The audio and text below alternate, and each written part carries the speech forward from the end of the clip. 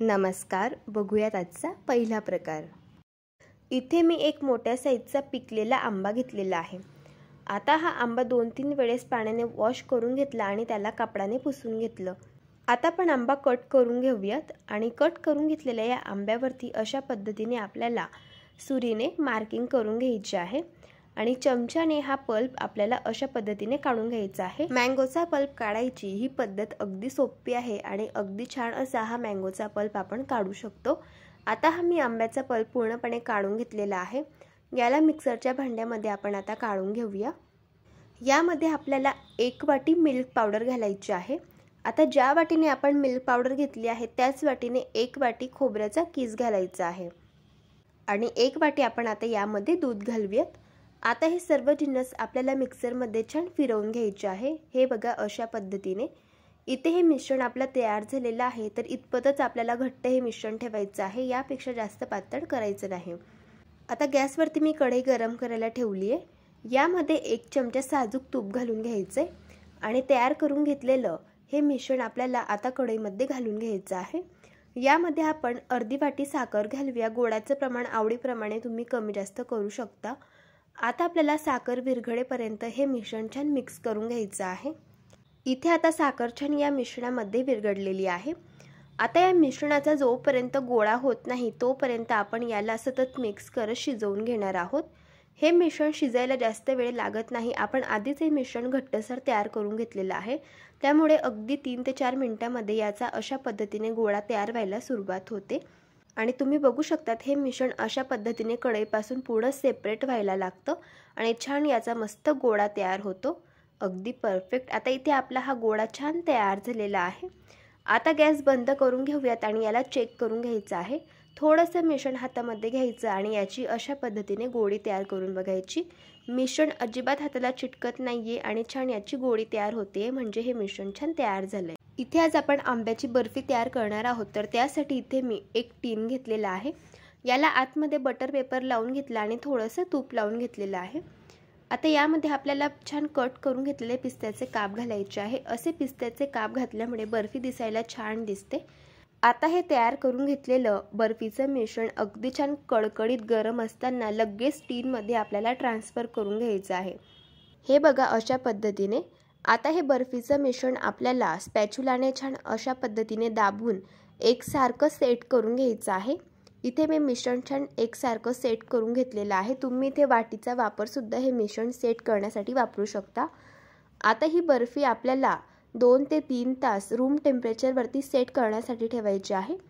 2 ते 3 तासानंतर तुम्ही बघू शकतात बर्फी मस्त सेट झालेली आहे। आता आपण हिला काढून घेऊया। बटर पेपरचा वापर केल्यामुळे बर्फी मस्त डिमोल्ड होते।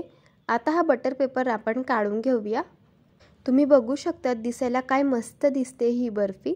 आता आपण हिला कट करून घेऊया। बर्फी कट करतानाच तुम्हाला अंदाजा आला असेल अगदी छान मस्त अशी सॉफ्ट ही बर्फी तयार झालेली आहे। हवे तसे लहान किंवा मोठे तुम्ही पीसेस इथे कट करून घेऊ शकता। आंबा घालून तयार केलेली ही बर्फी चवीला तर अगदी मस्त तयार झालेली आहे आणि तुम्ही बघू शकतात अगदी छान अशी आतमधून स्पंजी आणि सॉफ्ट ही बर्फी मस्त तयार होते आणि तोंडात टाकताच विरघळते। अशा पद्धतीने एकदा ट्राय करून बघा। प्रकार क्रमांक 2। इथे मी एक मोठ्या साईजचा आंबा घेतलेला आहे। आंबा स्वच्छ धुवून घेतला आणि त्याला कापडाने पुसून घेतला। आता हा आंबा कट करून घेऊयात आणि यातील जो पल्प आहे तो आपल्याला काढून घ्यायचा आहे।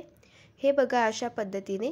अशा प्रकारे जर आपण आंब्याचा पल्प काढला तर अगदी पटकन निघतो आणि अजिबात वेळ वाया जात नाही। आता हा पल्प मिक्सरमधून अशा पद्धतीने फिरवून घेतला। आता हा तयार करून घेतलेला पल्प एका कढईमध्ये काढून घेऊया। यामध्ये आपल्याला 2 चमचे साखर घालायची आहे। इथे जो आपण आंबा घेतला आहे तो छान गोड आहे, तर त्यामुळे इथे मी फक्त 2 चमचे साखर घातली आहे। आता हे आंब्याचं मिश्रण आपल्याला छान साखर विरघळेपर्यंत शिजवून घ्यायचं आहे। तर इथे साखर छान विरघळलेली आहे आणि तुम्ही बघू शकतात अगदी छान असं हे मिश्रण तयार झालेलं आहे। साखर विरघळल्यानंतर लगेच गॅस बंद करून घ्यायचा आणि हे मिश्रण आपल्याला कढईमध्येच थंड करायला ठेवायचं आहे। आता इथे मी एक पॅन घेतलेला आहे। यामध्ये आपल्याला अर्धा लिटर दूध घालायचं आहे। या दुधापैकी 2 पळी दूध आपण सेपरेट बाजूला काढून घेऊया आणि या दुधाला एक छान खडखडून उकळ आता काढून घेऊया। दुधाला उकळ येत आहे तोपर्यंत पुढची प्रोसेस बघूया। आता सेपरेट काढून घेतलेल्या दुधामध्ये पाव चमचा कॉर्नफ्लोअर घातली आणि पाव कप इथे मी मिल्क पावडर घातलेली आहे। आता हे सर्व जिन्नस आपल्याला छान मिक्स करून घ्यायचे आहे। इथे आपलं हे मिश्रण छान तयार झालेलं आहे। तुम्ही बघू शकतात इथे दुधाला देखील छान उकळ आलेली आहे। आता हे दूध आपल्याला गॅसच्या अगदी मंद आचेवरती सतत मिक्स करत आटवून घ्यायचं आहे। इथे आपण अर्धा लिटर दूध घेतलेलं आहे। या दुधाची क्वांटिटी पाव लिटर होत नाही तोपर्यंत छान याला आटवून घ्यायचं। इथे मी दूध छान आटवून घेतलेलं आहे। तुम्ही बघू शकतात अर्धा लिटर दूध होतं तर त्यापैकी पाव लिटर एवढं हे दूध झालेलं आहे। आता यामध्ये आपण अर्धी वाटी साखर घालूया। गुळाचं प्रमाण आवडीप्रमाणे कमी जास्त करू शकता। आता ही साखर आपल्याला या दुधामध्ये छान विरघळून घ्यायची आहे। साखर विरघळल्यानंतर यामध्ये आपल्याला तयार करून घेतलेलं मिल्क पावडर आणि कॉर्नफ्लोअरचं मिश्रण घालून घ्यायचं आहे। हे बघा अशा पद्धतीने आता याला मिक्स करून घेऊयात आणि 2 मिनिटं आपल्याला गॅसच्या मंद आचेवरती हे मिश्रण पुन्हा शिजवून घ्यायचं आहे। मिल्क पावडर घातल्यामुळे या पदार्थाला चव खूप छान येते। इथे मी हे दूध छान 2 मिनिटं शिजवून घेतलेलं आहे। इथे आपलं हे दूध छान तयार झालेलं आहे। आता सगळ्यात शेवटी यामध्ये काजू, बदाम आणि पिस्त्याचे काप घालून घेऊया आणि मिक्स करून घेऊया। आता हे दुधाचं मिश्रण आपल्याला पूर्णपणे थंड करून घ्यायचं आहे। हे मिश्रण पूर्णपणे थंड झाल्यावरती आपल्याला तयार करून घेतलेला हा मँगोचा पल्प यामध्ये घालायचा आहे। एक गोष्ट लक्षात ठेवायची, मँगोचा पल्प आणि दुधाचं हे मिश्रण पूर्णपणे थंड असावं तेव्हाच आपल्याला हे दोघं मिश्रण मिक्स करायचे आहे। यामध्ये मी पाव चमचा वेलची पावडर घातलेली आहे। वेलची पावडरमुळे या पदार्थाला चव खूप छान येते। इथे छान मी हे मिश्रण मिक्स करून घेतलं तर हे बघा अगदी छान अशी मलाईदार मँगो रबडी आपली तयार झालेली आहे। आता आपण याला सर्व्ह करून घेऊया। सध्या मार्केटमध्ये खूप छान वेगवेगळ्या प्रकारचे आंबे मिळायला सुरुवात झालेली आहे आणि आंबा घालून तयार केलेली ही रबडी चवीला तर अगदी भन्नाट लागते। एकदा जर ट्राय केली तर लहान काही मोठ्यांना सुद्धा फार आवडेल एवढी चविष्ट ही रबडी तयार होते। अशा पद्धतीने एकदा नक्की ट्राय करून बघा। प्रकार क्रमांक 3, इथे आत्ताच आपण आंब्यापासून रबडी तयार केलेली होती। या रबडीपासूनच आपल्याला हा पुढचा पदार्थ तयार करायचा आहे। हा पदार्थ तयार करण्यासाठी याच रबडीचा वापर हा केला जातो। आता मिक्सरच्या भांड्यामध्ये आपल्याला तयार करून घेतलेली रबडी घालून घ्यायची आहे। ही रबडी आपल्याला मिक्सरमध्ये छान बारीक वाटून घ्यायची आहे। हे बघ मी ही रबडी छान मिक्सरमधून बारीक वाटून घेतलेली आहे। तुम्ही थिकनेस बघू शकतात अशा पद्धतीची या रबडीची तयार झालेली आहे। आता याला एका बाउलमध्ये आपण काढून घेऊया। अगदी छान अशी स्मूथ या रबडीची पेस्ट तयार झालेली आहे। आता यापासून आपण मँगो कुल्फी तयार करणार आहोत। तर कुल्फी तयार करण्यासाठी याच रबडीचा वापर केला जातो। कुल्फी बनवण्यासाठी इथे मी ॲल्युमिनियमचे अशा पद्धतीचे कुल्फीचे मोल्ड घेतलेले आहे। तुम्ही ते पेपर कप्स वापरू शकतात किंवा घरातील एखादं फुलपात्र सुद्धा वापरलं तरी चालेल। आता हे कुल्फीचं मिश्रण या मोल्डमध्ये फिल करून घ्यायचं आणि याला आपल्याला फॉईल पेपर लावून छान पॅक करून घ्यायचं आहे। हे बघा अशा पद्धतीने असा फॉईल पेपर लावून घेतल्यामुळे कुल्फीमध्ये आईस क्रिस्टल्स तयार होत नाही। आता इथे मी सर्व कुल्फीचे मोल्ड फिल करून घेतले। कुल्फीच्या मोल्डवरती आपण जो फॉईल पेपर लावून घेतला त्यावरती सुरीने मार्किंग करून घेतली आणि कुल्फीच्या स्टिक आपल्याला अशा पद्धतीने या मोल्डमध्ये इन्सर्ट करून घ्यायच्या आहे। आता ही कुल्फी आपल्याला 10 ते 12 तास डीप फ्रीजमध्ये फ्रीज होण्यासाठी ठेवायची आहे। 10 ते 12 तास झालेले आहे आणि कुल्फी छान मस्त सेट झालेली आहे। तुम्ही बघू शकतात अगदी छान अशी मस्त ही कुल्फी सेट झालेली आहे। आता ही कुल्फी हातावरती अशा पद्धतीने थोडीशी 1 ते 2 सेकंद शेक करून घ्यायची आणि नंतर आपल्याला अशा पद्धतीने कुल्फी डिमोल्ड करून घ्यायची आहे। तुम्ही बघू शकतात अगदी छान अशी मार्केटसारखी मलाईदार ही कुल्फी तयार झालेली आहे आणि चवीला तर एवढी चविष्ट ही कुल्फी तयार होते। जर तुम्ही घरी ही कुल्फी तयार केली तर मार्केटमधून कुल्फी कधीच विकत आणणार नाही, एवढी चविष्ट ही कुल्फी तयार होते आणि लहान मुलांना काही मोठ्यांना सुद्धा फार आवडते। प्रकार क्रमांक 4, आता पॅनमध्ये आपण अर्धा लिटर दूध घालून घेऊया। या दुधापैकी 2 पडी दूध आपल्याला सेपरेट बाजूला काढून घ्यायचं आहे। हे बघा अशा पद्धतीने। आता या दुधाला आपण एक छान खडखडीत उकळ काढून घेऊया। तोपर्यंत पुढची प्रोसेस बघूया। सेपरेट बाजूला काढून घेतलेल्या दुधामध्ये 1 चमचा इथे आपल्याला कस्टर्ड पावडर घालायची आहे। इथे मी व्हॅनिला फ्लेवरची कस्टर्ड पावडर वापरलेली आहे। कस्टर्ड पावडर जर तुम्हाला वापरायची नसेल तर इथे तुम्ही कॉर्नफ्लोअर सुद्धा वापरू शकता। आता आपण याला छान मिक्स करून घेऊया। इथे आपलं हे मिश्रण छान तयार झालंय। तुम्ही बघू शकता इथे दुधाला सुद्धा छान उकळ आलेली आहे। आता गॅसची फ्लेम अगदी स्लो ठेवायची आणि यामध्ये आपण तयार करून घेतलेलं कस्टर्ड पावडरचं मिश्रण घालून घेऊया।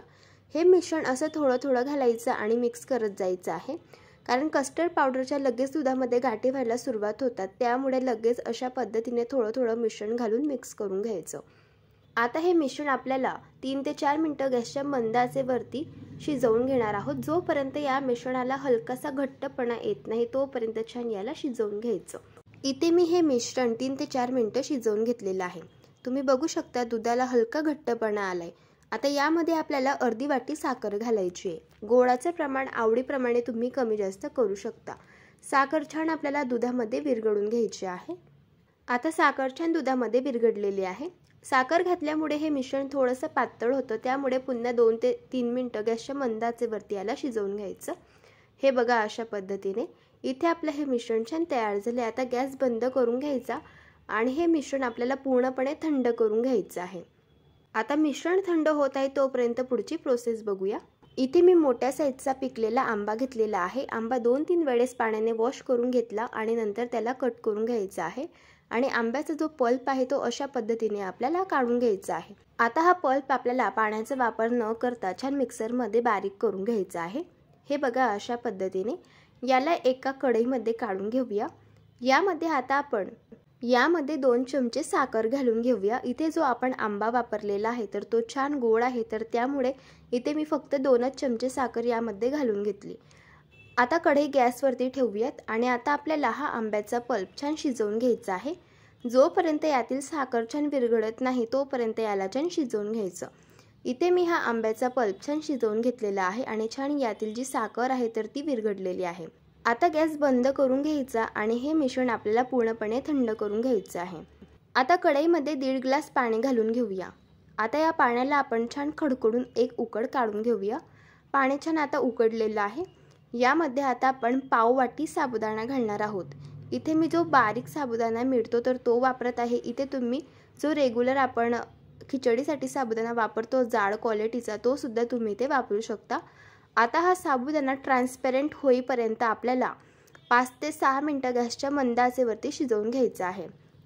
हा साबुदाणा शिजायला जास्त वेळ लागत नाही, अगदी पटकन शिजतो। इथे मी हा साबुदाणा छान शिजवून घेतलेला आहे। तुम्ही बघू शकता साबुदाणा मस्त ट्रान्सपरंट झालेला आहे। गॅस बंद करून घेऊयात आणि साबुदाण्यातील जे पाणी आहे ते अशा पद्धतीने सेपरेट करून घ्यायचं आहे। आता इथे आपलं मँगोचं मिश्रण तयार आहे, कस्टर्डचं मिश्रण तयार आहे आणि साबुदाणा सुद्धा तयार आहे। आता आपण पुढची प्रोसेस बघूया। तयार करून घेतलेल्या कस्टर्डमध्ये आता आपण हा साबुदाणा ॲड करून घेऊया। साबुदाणा छान यामध्ये आपल्याला मिक्स करून घ्यायचा आहे। आता जो पल्प आहे मँगोचा तो पूर्णपणे थंड झाल्यावरती आपल्याला या दुधामध्ये मिक्स करून घ्यायचा आहे। पाव चमचा यात वेलची पावडर घालूया आणि काजू बदाम पिस्त्याचे काप घालायचे आहे आणि हे सर्व जिन्नस आता आपण मिक्स करून घेऊया।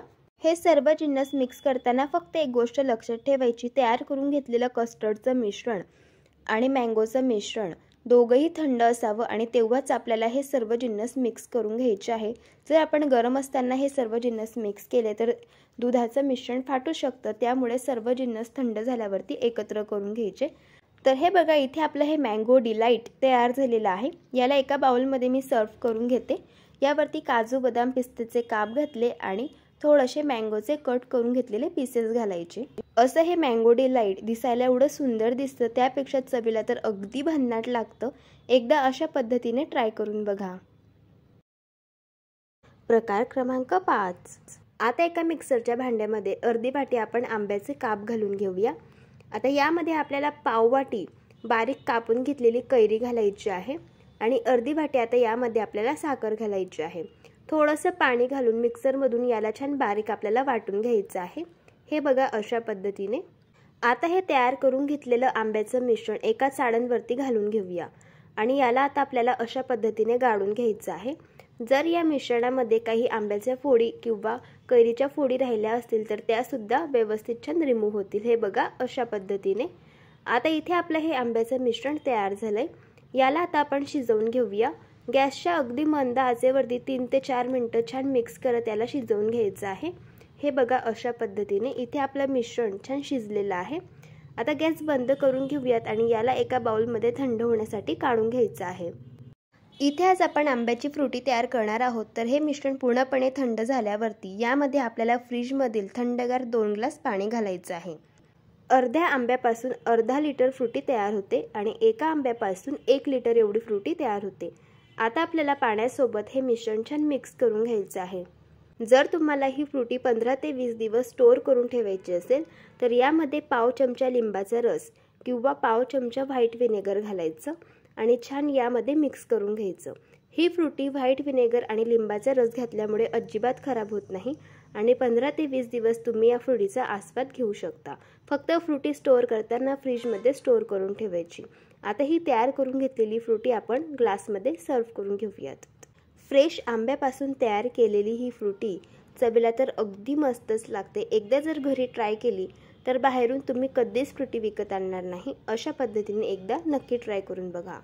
जर तुम्हाला आजच्या या सर्व रेसिपीज आवडल्या असेल तर रेसिपीला लाईक करा, चॅनलला सबस्क्राईब करा आणि शेजारील बेल आयकॉन प्रेस करायला विसरू नका. व्हिडिओ जास्तीत जास्त शेअर करा. तर चला भेटू एका मस्त अशा चमचमीत रेसिपीसोबत. तोपर्यंत धन्यवाद.